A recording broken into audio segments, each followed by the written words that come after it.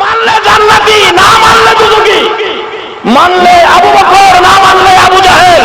সুজাওয়া মানলে আবু বকর, না মানলে আবু জাহেল। আপনারা কি আবু বকর হবেন না আবু জাহেল হবেন? আবু বকর হইতে পারলে লাভ হবে না লস হবে? কিন্তু আবু বকর হইতে পারলে নবীর কথা মাইন্না হবেন না না মাইন্না? হায় হায়, নবীজি কথা আবু বকর কিভাবে যে মানতেন, অক্ষরে অক্ষরে মানতেন। আপনারা জানেন এটা পুরাণ কাহিনী। নবীজি হিজরত করবেন 6 মাস আগে বলছে, 6 মাস পরে ডাক দিয়া দেহে আবু বকর, আবু বকর তুমি ঘুমাও নাই? হুজুর 6 মাস আগে যে বলছিলেন তার থেকে 6 মাস পর্যন্ত একটা রাত্রেও আমি বিছানায় পিঠ লাগাই। কিভাবে মানছে?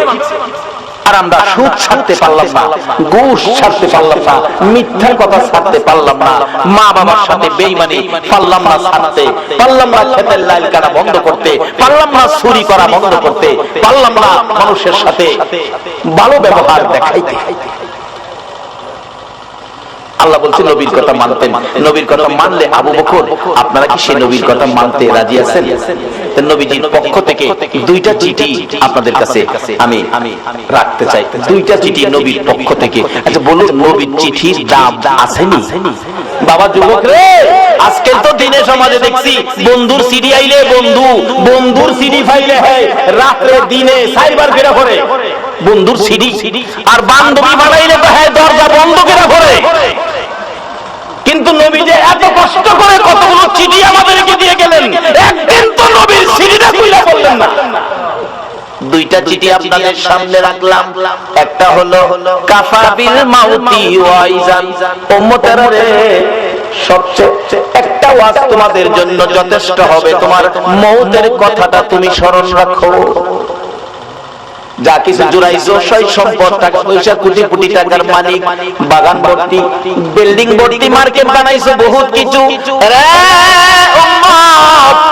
কিন্তু তুমি যে মরে যাইবা এই খবর কি তোমার আছে? মইরা দেখো তোমার কিছু নাই, তোমার কিচ্ছু নাই। আচ্ছা বলুন, যে কোটি কোটি টাকার সম্পদ মরার পরে আপনার কি আছে? বাস্তবে দেখেন, বিদেশি কম্বল গাইডে জাজি বক্স খাড়ে ঘুমাইছেন, আধা ঘন্টা পরে মৃত্যু হয়ে গেছে, ছেলে মেয়েরা খবর পাইছে বাবার মৃত্যু। বলুন, বিদেশি কম্বলটা আপনার গায়ে রাখবে? যে জাজি বক্স খাড়ে ঘুমাইছেন, বলুন রাত্র যতটাই বাজে এই বিছানার মধ্যে আপনারে রাখবে কিনা? সকাল হইবার আগে বারিন্দায় নিব, 10টা বাজবার আগে গোসলখানায় নিব, গোসল করাইয়া সাদা কাপড় পরাইয়া মসজিদের কোণার চারিপায়া খাটে শুয়াইয়া উঠানের মধ্যে রাখবো।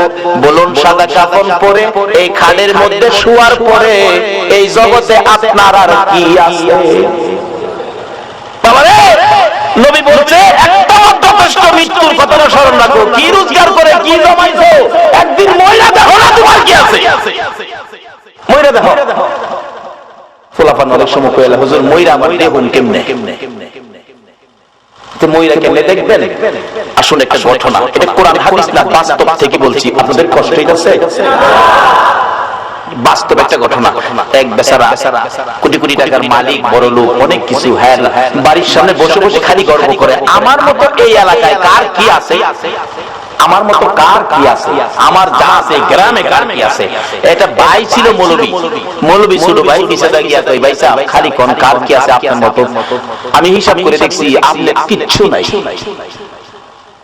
বড় ভাই তোরে মৌলবী বানাইলাম না, একটা ব্যাক কল বানাইলাম। আরে আমি যে আসন্ডাত বসি বিকালে, এই আসন্ডাত কয়েক গ্রাম জুড়ে আছে, আমার পুকুরে যে মাছ আছে এই মাছের পয়সা সারা গ্রামের আছে, বাড়িঘর তো রাজকীয় পরিবেশ, কি করছ তুই? মৌলবীকে আমার ব্যাককল কইলেন, আচ্ছা সুযোগ পাইলে বুঝাবো, আমি ব্যাককল না আপনি ব্যাককল।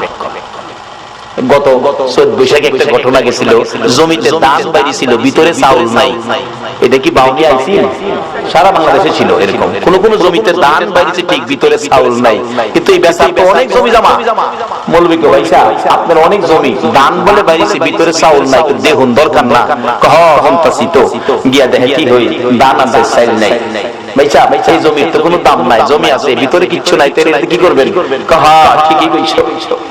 অহন মৌলবীকে কিছুটা সাইজে আইছে ভাইসা আমি ব্যাক কলে একটা কথা বলে শুনবেন কি শুনলে কুমু কও আপনি খেতের আইলো শুয়ে যাবেন আমি সাদা চাদরটা আপনারে গুইরা কাছে বইয়া কান্দুম আমার বড় ভাইয়ের সাথে কেটে মাইরা দিছে কিন্তু আমি না কোয়া পর্যন্ত আপনি উঠতারতেন না কি হইব এইটা পরে বুঝছেন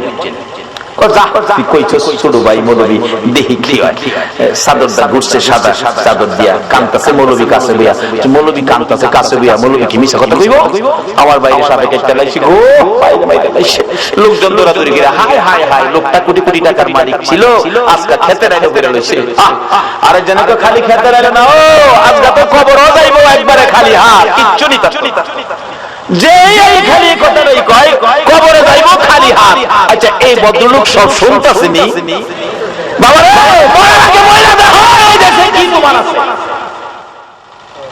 হগলে একটা কথাই কয়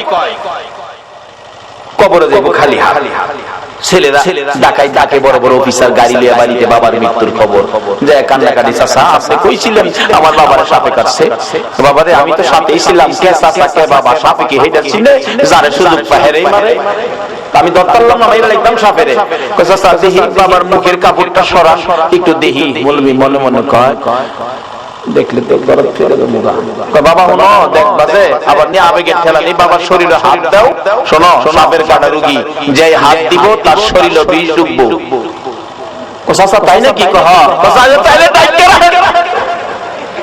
ছেলে বাবার শরীরে হাত দিবে রাজি না আচ্ছা বলুন বাবা এই সবগুলি হুমতাছেনি তখন কিছু না বুঝে আইছে মৌলবী যে কইছি না আমার কিচ্ছু নাই এটাই যেমন নাই বাবারে এত ওয়াজ লাগে না বৈরব থেকে মৌলবী আনন্দ লাগতো না একটা ভাই একটা ভূতের মৌলবী বানাইলেন এটা তো করতেন না তাইলে বড় বড় হেদায়েত ডুববে ওদের দরকার পড়বে না একটা ভূতের নাইতে একটা ভাইয়ের মৌলবী বানাইলেন এটা করতেন না মৌলবী বানাইতেন কি করে দেখেন মৌলবী বাইকে হেদায়েতের পথে নিত পোলারা কাঁদতেছে মায়া কাঁদতেছে বিবি বাচ্চা সবাই আরেক মুরব্বী আয় কই মৌলবী সাপে কাটছে জি চাচা বাবারে সাপে কাটা রোগী সহজে মরে না সহজে মরে না এদিকে আজকের মাহফিলের মাননীয় সভাপতি সাহেব আলহাজ নুরুল ইসলাম সিরাজি সাহেব আছেন এরকম রোগী আসে তো সাপে কাটা রোগী সহজে মরে না বিষ নামাই তাহলে ভালোই যাবে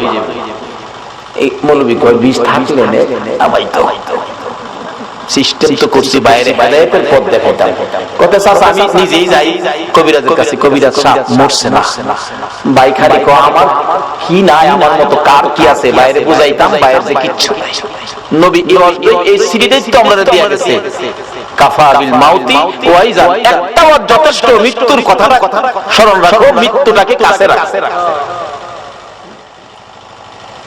কবিরাজ সাহেব দু তিন ফু দিয়া কইবেন এই বিষ এমনি নামান যাইত না একটা সিস্টেম করবেন ও মৌলবী পড়ায় আছে মৌলবী বলে ব্যাক কর মৌলবীও কয় ভাই কইছে কি করব বড় ভাই দেখি সিস্টেমে ফালায় আনি বাইরে বুঝাইতারি দু তিন ফু দিয়া কইবেন এই বিষ নামান যাইত না একটা সিস্টেম করবেন আপনি কবিরাজ সাহেব কি সিস্টেম এইভাবে এইভাবে এইভাবে এইভাবে করবেন মৌলবী পড়ায় আছে কবিরাজ দু তিন ফু দিয়া কয় হায় হায় কত সাপ দেখছি এই সাপ আর দেখছি এটা নামানের বিষ না পোলারা ধরছে বাবা আমার বাবারে বালা করেন কোটি কোটি টাকার সম্পদ কি করব আমরা সম্পদ দিয়ে ভালো করেন কবিরাজ কইতেছে বাবারে সম্পদ দিয়ে কি মৃত মানুষ ভালো করা যায় তবে একটা সিস্টেম ওই যে মৌলবী পড়ায় আছে কি বড় ছেলেকে কই বড় ছেলে তো চাচা আমি তুমি একটু তোমার বাবার পায়ের কাছে খাড়াও আমি মাথার থেকে বিষ যাইরা আস্তে আস্তে পায়ে দানিয়ে বাইর করব এই বিষ তোমার শরীরে উঠবো তুমি মইরা যাইবা তোমার বাবা ভালো হয়ে যাবে বড় ছেলে তো চাচা যাইরেন না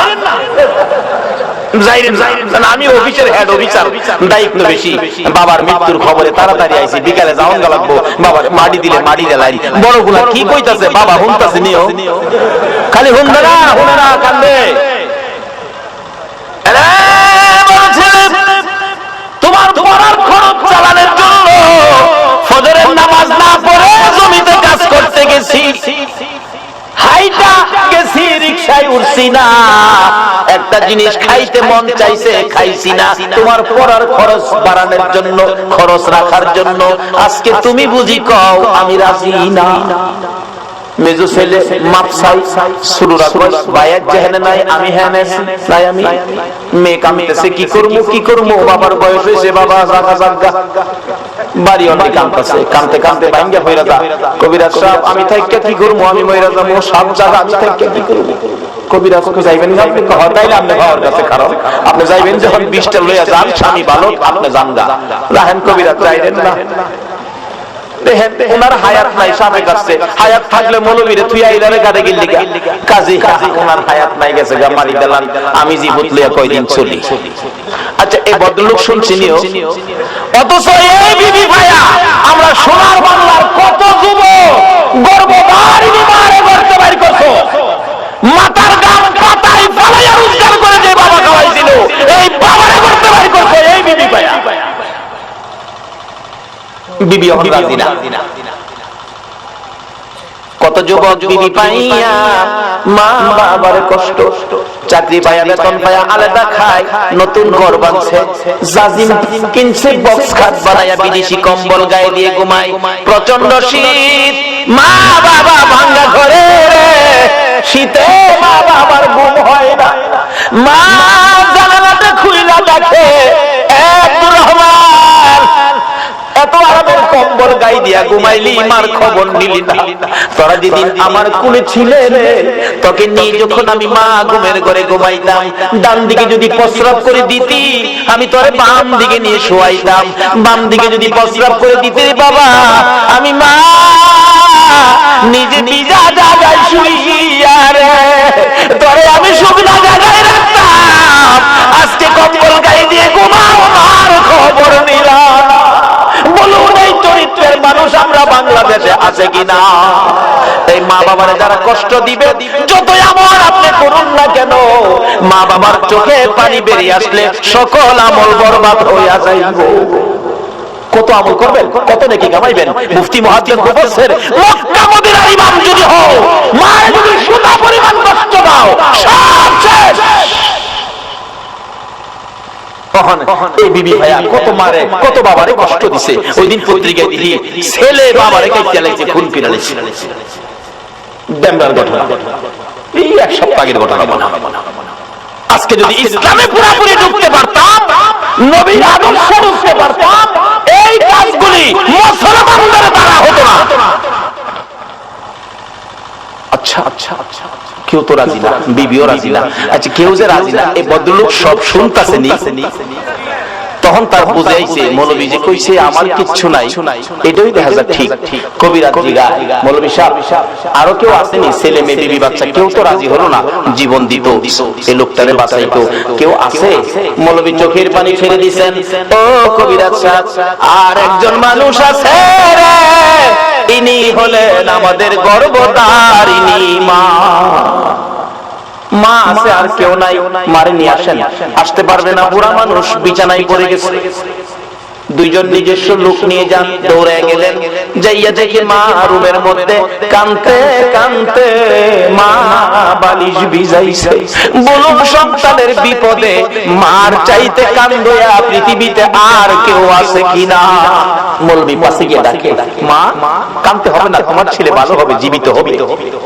বলস কি কিন্তু শর্ত তোমাকে যাইতে হবে তা আমার নিয়ে যাও ধরে ধরে নিয়ে গেছে কাছাকাছি গেলে দূর থেকে ডাক মারছে কবিরাজ যাইস না বাবা যাইস না আমি মা আইছি কাছে আসেন আসছে আপনার ছেলে ভালো হবে কিভাবে বাবা কি করতে হবে কও আপনি পায়ের কাছে দাঁড়াবেন বিষ জাইরা বাহির করে পায়ে দিয়ে আপনার উপরে মারবো আপনি মরে যাবেন ছেলে ভালো হবে আপনাদের কাছে জানতে চাই মা রাজি হবে কিনা আরে মা বাবার কথা মতো যে জন চলে না বলুন মা বাবার কথা মতো যে জন চলে না আল্লাহ নবীজির দয়া তারা পাবি না হায়রে আল্লাহ নবীজির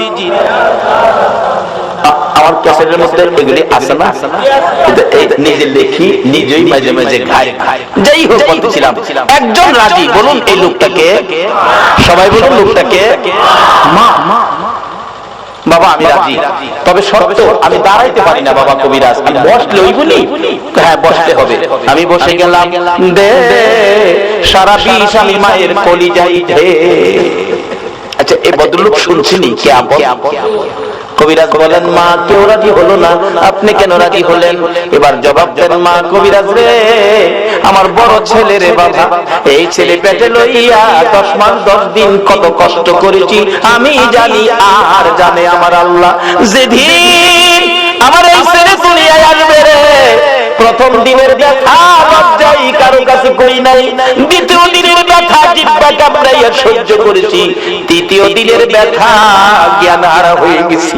আমার শাশুড়ি মা দৌড়াদৌড়ি করে লোকজন জড়ো করেছে, আমার বৌমার কি হলো? মুরব্বী মহিলারা বলছে, চিন্তা করেন না, অন্য কিছু না, আপনার বৌমার সন্তানাদি হবে, আপনার নাতিনাত করা হবে। মাথায় পানি দে রে, আমার বৌমার জ্ঞান ফিরে আসো। জ্ঞান ফিরে আসলে কান্দে মুরব্বী মহিলারা গো, সন্তানের ব্যথা এত আগে জানি না, আমার আর সহ্য হয় না, আমার একটা দাও দাও মহিলারা, আমি নিজের গলা নিজে গাইতে মৃত্যুবরণ করি, প্রসব ব্যথা সহ্য করতে পারি না। আমি দেখেছি মুরব্বী মহিলারা দাও জাতীয় জিনিসগুলো ঘরের বাইরে ফালাইয়া দিয়া দরজা বন্ধ করে দিয়েছে। আবার আবদার করেছিলাম 2 টাকার বিষ কিনা দাও, বিষ খায়া জীবন দেই, ব্যথা সহ্য হয় না। মহিলারা আমার মাথায় হাত বুলাইয়া সান্ত্বনা দিয়ে বলতো, মা গো পাগলামি করিস না, সন্তানের মা হইতে এই কষ্ট আমরাও করছি রে মা, এই কষ্ট ছাড়া সন্তানের মা হওয়া যায় না।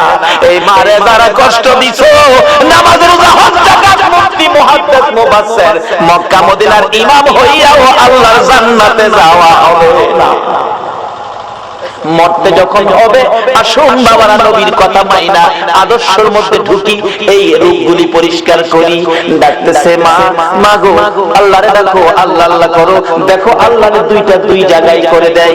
ওই মহিলা ডাকতেছে, কবিরাজ রে, ব্যথা অসহ্য চিৎকার মারতাম আল্লাহ গো কইয়া, আমার আল্লাহ বলেন, ফেরেশতারা রে, আমার পক্ষ থেকে বাজেট গুলো দিয়ে দিলাম রে, যেই মহিলা প্রসব ব্যথার যন্ত্রণায় আমার আল্লাহ কইয়া ডাক দিবে, এক একটা ডাকের বিনিময় এক একটা কবুল হজের সওয়াব আমি আল্লাহ দান করে দিলাম।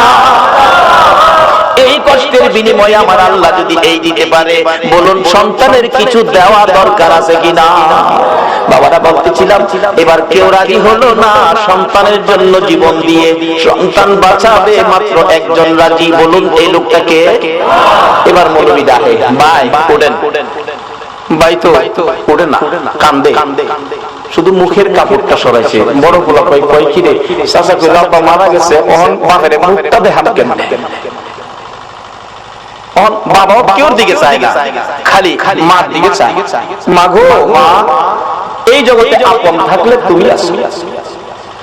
মা দৌড়াইয়া যাইয়া সন্তানের বুকে জড়াইছে, বাবা গো তুমি জীবিত, আমি মায়ের কলিজা ঠান্ডা করেছো, বলুন এই জগতে কিছু আপন পাইলে কাকে পাওয়া গেছে? এটা আমার নবী তো বানাইছে। নবী বলেছে, উম্মতেরা রে, তোর মায়ের পায়ের নিচে তোমার জান্নাত। এবার বলবি কই ভাই সাহেব, এবার কোন এই জগতে আপনার কি আছে? ভাই কান্দে আর কয়, মৌলবী রে, এইভাবে আমারে পথ দেখাবি আমি আগে জানি না। বাবারে একটা ভাই মৌলবী বানান, একটা ছেলে মৌলবী বানান, মরতে হবে, মরার আগে মইরা দেখেন এই জগতে আপনার কি আছে। সব কিছু আপন থাকলে মা, মা আপন থাকার কারণ নবী আপনত্ব করে গেলেন, মার পায়ের নিচে জান্নাতের সম্পর্ক করে দিলেন। সকলে বলুন আমিন।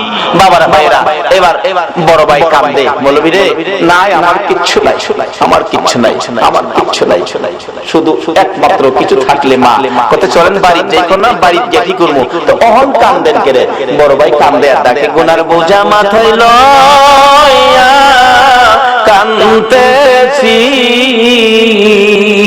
মাফ করে দাও মাবুদ আল্লাহ এলাহি। বাবারা 2টা চিঠি নবীর পক্ষ থেকে আপনাদের কাছে দেওয়ার কথা। একটা চিঠি হলো কাফা বিল মাউতি ওয়াইজান, মৃত্যুটাকে স্মরণ রাখো, যথেষ্ট ওয়াজের দরকার নাই। আরেকটা চিঠি হলো আমার নবী আপনাদের উদ্দেশ্যে দিয়েছে, আদ-দুনিয়া ও মাজরাতুল আখিরা, দুনিয়াটা হলো আখিরাতের বাজার। আমি আপনাদের কাছে জানতে চাই, নবীর চিঠি মাফিক, নবীর চিঠি হিসাব করে আখিরাতের জন্য কে কি বাজার করেছেন, কে কি রোজগার করেছেন। আমার নবী যেদিন বলেছে দুনিয়া আখিরাতের বাজার, সাহাবীরা জড়ো হইয়া প্রশ্ন করে, নবী গো আমরা কিভাবে বাজার করলে লাভবান হব? আমার নবীর সাথে সাথে আরেকটা চিঠি সামনে পেশ করে দিলেন, সাহাবীরা রে, as-সালাতু মিফতাহুল জান্নাহ, এই নামাজ পড়ো, নামাজটা তোমাদের আখিরাতের জন্য জান্নাতের চাবি হিসাবে পাবে। লম্বা ঘটনার সংক্ষেপ করে দিলাম।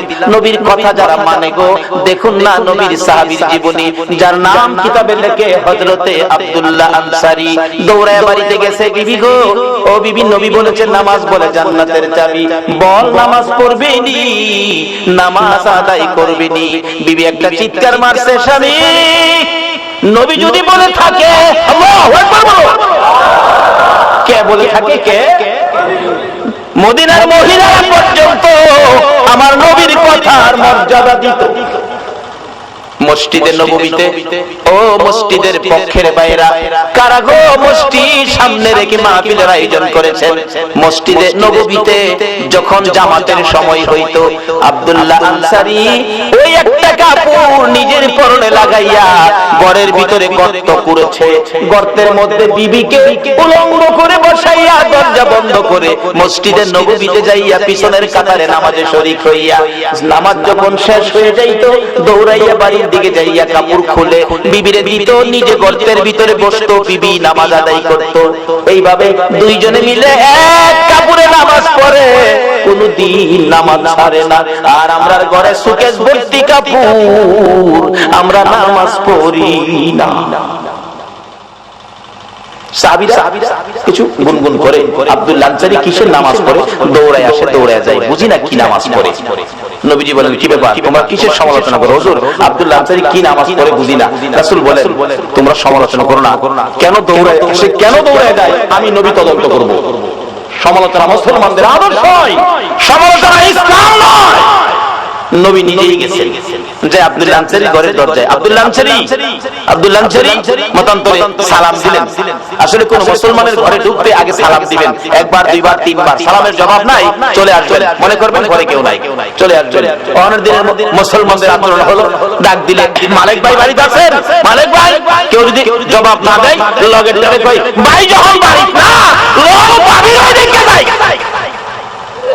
ভাই বাড়ি না, হ্যাঁ ভাবিরে দেখতো যা, কই ভাইরা তুমি ভাবি না খাওয়া মতি। আল্লাহ বলছে, আমানত খুলু বিসমিল্লাহি কাফের মধ্যে ঢুকো। নিজে পর্দায় থাকুন, অন্যকে পর্দায় থাকার পরামর্শ দেন। বলতেছিলাম, এবার নবীজি সালাম দিলেন, আসসালামু আলাইকুম, আসসালামু আলাইকুম, আসসালামু আলাইকুম, তিনবার সালাম, জবাব নাই। নবীজি চলে আসতেছে, আব্দুল্লাহ আনসারী গর্তের মধ্যে উলঙ্গ অবস্থায় ছিল, দৌড়ায় আসছেন, বিবি গর্তের ভিতরে ঢুকে কাপড় খুলে দিলেন, স্বামী গো নবী আসছিল, কষ্ট পাবে, তাড়াতাড়ি যান। আব্দুল্লাহ আনসারী কাপড়টা পরে বাহির হইয়া দেখে নবী অনেক দূর চলে গেছে, দৌড়াইয়া পিছনে গেলেন, কিভাবে নবীর পিছনে ফিরাবো? ইনি এমন নবী গো যাকে ডাক দিয়ে পিছন থেকে ফিরানো যাবে না। পিছনে যাইয়া কিতাব লেখে পাওগুলি বড় বড় করে মারছে, আওয়াজ শুনে নবী পিছনে তাকাইছে। আব্দুল্লাহ আনসারী, হুজুর ওয়া আলাইকুম সালাম, তিনবার সালাম দিলাম, জবাব দিলি না, এখন কেন জবাব দিলে? হুজুর আপনি যখন সালাম দেন আমি শুনছি গো, কিন্তু এমন এক পরিবেশে ছিলাম রাসূলের সালামের জবাব দেওয়া সম্ভব ছিল না। কি পরিবেশে ছিলে রে আব্দুল্লাহ আনসারী? হুজুর আপনি যেদিন বলেছেন নামাজ জান্নাতের চাবি, ওই দিন থেকে আমি আর আমার বিবি দুইজনে নামাজ পড়ি, নামাজ ছাড়ি না, কিন্তু দুইজনে মিলে নবী গো মাত্র একটা কাপড় আমার ঘরে। মসজিদে নববীতে যখন জামাতের সময় হয়, মসজিদওয়ালারা কারা এই মসজিদের পক্ষ থেকে মাহফিলের আয়োজন করেছো, আমার নবী মসজিদের জামাতের কত গুরুত্ব দিয়েছে। হুজুর মসজিদের জামাতে নামাজের সময় হলে আমি আব্দুল্লাহ আনসারী ঘরের ভিতরে গর্ত করছি, বিবিরে উলঙ্গ করে বসাইয়া দরজা বন্ধ করে কাপড়টা পরে আমি মসজিদে যাই, নামাজ শেষ হয়ে দৌড়াই আসি, বিবির কাপড় দিয়ে আমি গর্তের মধ্যে বসে থাকি। এইভাবে দুইজনে মিলে নামাজ পড়ি এক কাপড়ে, হুজুর কোনদিন নামাজ ছাড়ি না। আমার নবী বলেন, আব্দুল্লাহ আনসারী দরজাটা খুলে দে, আমি দেখি গর্তটা শরীয়ত সম্মত কিনা। কিতাব লেখে আব্দুল্লাহ আনসারী দরজা খুলে দিলে নবী তাকিয়ে আছে। গর্তটা এত গভীর ছিল, ভিতরে মেয়ে না পুরুষ বোঝা যায় না, মানুষ আছে কি নাই তাও ধরা যায় না। আমার নবী চোখের পানি ছেড়ে দিলেন, আব্দুল্লাহ আনসারী রে, আমি নবী বলে গেলাম রে, তোদের জান্নাতের চাবি রোজগার হয়ে গেছে। বাবার এদের ছাড়তে হবে, সাদা কাপড় নিয়ে কবর যাইতে হবে, জীবনে কি রোজগার করেছেন হিসাব মিলামিলা। আমার নবী বলেছে, আদ-দুনিয়া ও মাজরাতুল আখিরা, দুনিয়াটা আখিরাতের বাজার, আখিরাতের জন্য কি বাজার করেছেন হিসাব মিলান। মরার আগে মইরা দেখেন আপনার কিছুই নাই।